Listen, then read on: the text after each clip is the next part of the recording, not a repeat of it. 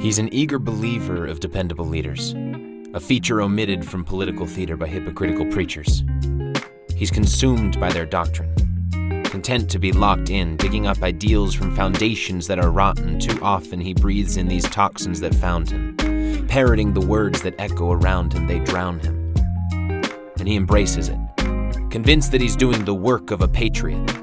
He marches to the beatings of those who are dissident. He's a militant instrument, a willing participant to the mental imprisonment of American citizens.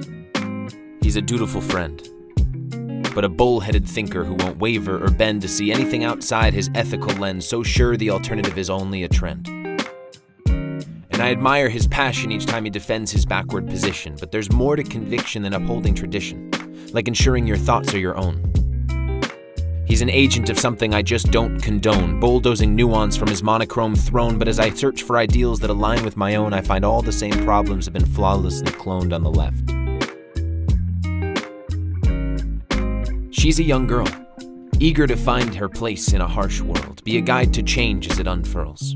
Giving credence to her age, her toes curl to anchor her emboldened feet. She needs to stand up for what she thinks she believes, or at least to repeat the things that she's been told. Rote recitation of rhetoric she's been sold. She takes hold of old ideas and screams at the top of her lungs. She thinks she's the one to break links, see through the hijinks and change things. But her voice doesn't cut it. Too weak and much too deep beneath the ones above it. Now one of the masses, she heads into battle. A convergence of classes or a sparring of cattle, to her it won't matter. She saddles her high horse and charges the ladder, ripping off rungs and watching them shatter on the ground below her. Certain this thinking will never outgrow her. She's an agent of something I can't put a pin in, a girl turned woman by the might of her mission, wastes no time on the opposition, repurposing hate for her own ammunition, a homemade rudder on human condition, steering our country toward her definition of what kind of world we're all supposed to live in. And I have to admit I admire it. The vacuum she's built around her mind is inspiring, all cylinders firing, except for the ones I feel I'm requiring.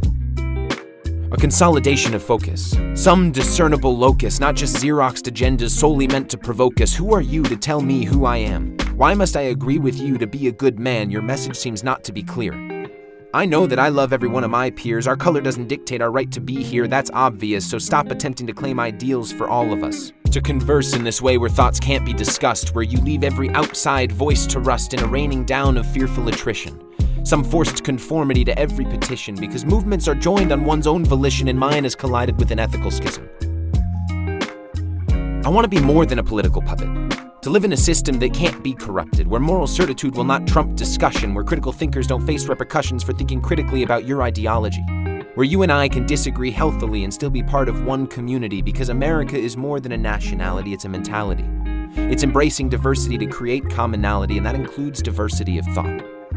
We're all just collections of things we've been taught, a piling of opinions on top of opinions like rain on a windshield obstructing our vision. We're fallible. And that's not a weakness, it's invaluable. It's humility.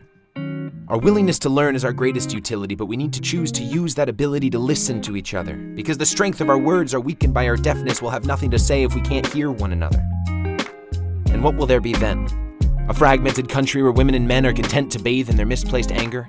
Factions of self-segregated citizens all getting off on the asymmetric resonance of their echo chambers?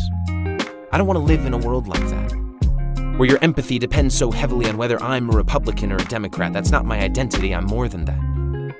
I'm a child who grew up and discovered he was wrong about most of the things that he thought, only ever rehearsing the lines I was learning from the narratives I had been taught. I turned myself into a mascot for this closed-minded, one-sided, misguided onslaught that's being promoted as progress. And I refuse to be a part of that process. So no, I am not an ally, and I'm not the opposition. I'm just an American man using his mind and his heart and some facts to form his own opinions.